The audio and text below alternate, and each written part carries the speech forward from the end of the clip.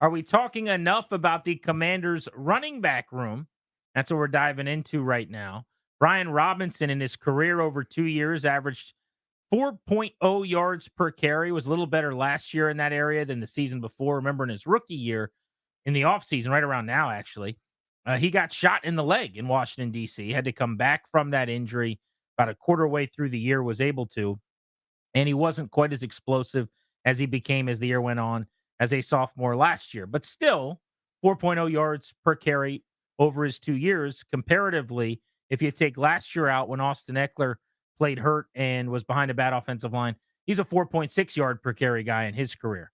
And that's a career that has seen him catch 108,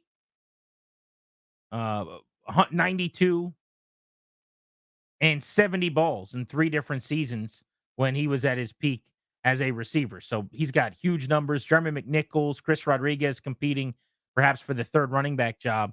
Who is going to be more impactful this year, Robinson or Ekeler? One of the questions we're asking you on the phones. Eckler's my answer. He's a better player, and he could do more. And the only thing that you have to worry about him is keeping him fresh, keeping him healthy, and limiting some of the hard contact that he's kind of accrued over the years. Remember, he's one of the great goal line backs in the sport. You look at some of the touchdown totals; they jump off the screen at you. I'm not talking about catching a 15-yard pass and matriculating through some traffic. I'm talking about as a runner between the tackles, sort of working that last bit of a leg drive to get in. But Brian Robinson is who he is. This is a 200 carry, 800 yard type running back, right? You've got a couple of seasons of proof for that. He catches the ball a little bit better than people gave him credit for. You saw that last year, certainly. So you go back and look at some of the overall numbers. 2 years ago under Scott Turner, running backs, the top two guys accounted for 410 touches. I don't think they're going to get to that total this year, although they might be kind of close if you consider touches or carries. Touches altogether. I think they'll get to 410 touches. I mean, last year they were at 350 between Gibson and they never ran Robinson. the ball. But they threw it a ton to those guys. When you had I think they're going to 90 throw it a ton to receptions. those guys this I year, think that's how you get there, right? I think it'll be right around 400, give or take. And I think Ekeler ends up with more of those when you put both the rushing attempts and receptions together. I think they'll combine for, 75 catches or so. And I think they'll combine for, certainly over 300 carries between the two of them. But yeah, I think they're going to run the ball a lot, and I do think they're going to throw the ball to Ekeler a ton, which is why Eckler's my answer as well. Ekeler is 29, Robinson's only 25. So if you would say Robinson will be the guy, it's because you're projecting either a breakout or maybe just that Ekeler is slowing down. And last year was not pretty for him as a rusher. No, the run totals were He bad. was still pretty good, making people miss when you got him in space as a pass catcher. But his workload, the way he works out, the size he's got, like some of those things should age a little better than some of the bigger backs around the league that fall off at 29. Let's go to Anthony in DC. What's up, Anthony? How are you? Hey, how you doing, man? What's up, bud? Good, thanks. I'm good. Yeah, I'm a long-time listener, like fifth-time caller. But yeah. So I think the running back room is pretty decent. I think it's going to be well balanced.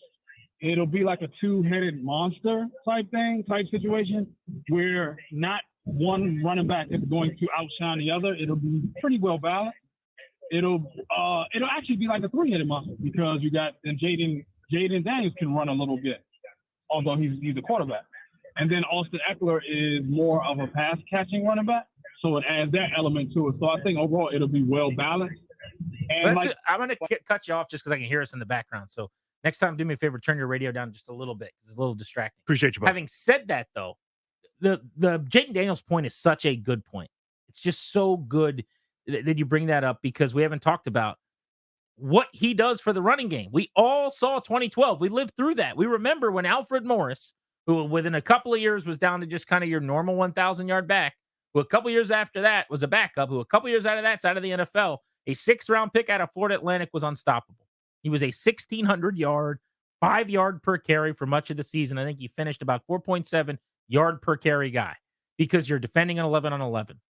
Because on those read options and that bare front, that edge defender is saying, I'd rather make sure Jayden Daniels doesn't get the ball because he's going for 70 and a touchdown if he does.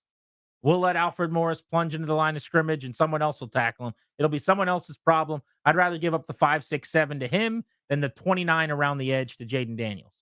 And it's going to help Ekeler / Robinson immensely, but also Jayden Daniels from that standpoint. Like the rushing ability he provides, and they can't run him enough as far as I'm concerned.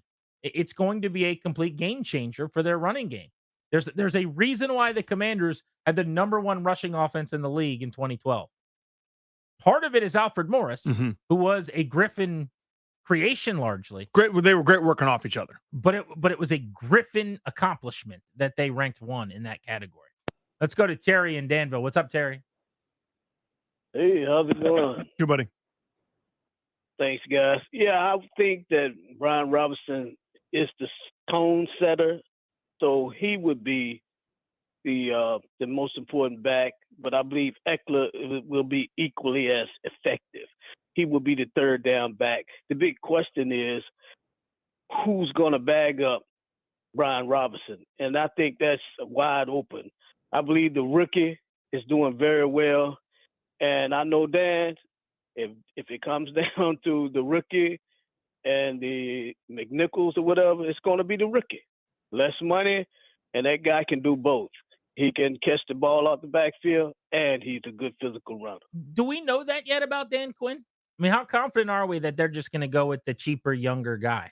That's actually kind of the opposite vibe that I've gotten in camp. Well, if they were up against the cap and this was a roster crunch kind of a thing, and they weren't looking sort of beyond this year as well, I do think that's kind of happened here for the first time. There's some forward thinking taking place, and I know you kind of might scratch your head and go, well, why did they sign all these guys for 1 year? I think that's exactly why. Is because they don't want to get tied into long-term deals, have to pay out the yang on the back end just to be slightly more mediocre.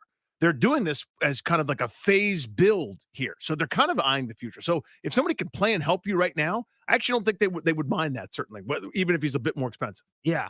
And McNichols, while he's certainly not young, he's 28, which is, I mean, for a running back, frankly, you're nearing the end, as funny as that is to say. He has played everywhere. Listen to his team history. He's just bounced all over. Tampa, San Fran, Indy, Denver, Tennessee, Chicago, Jacksonville, Tennessee, Atlanta, Pittsburgh, San Francisco, Washington. So we're talking about the ultimate journeyman. Now, he's played a little bit in the NFL, but it is a replacement level.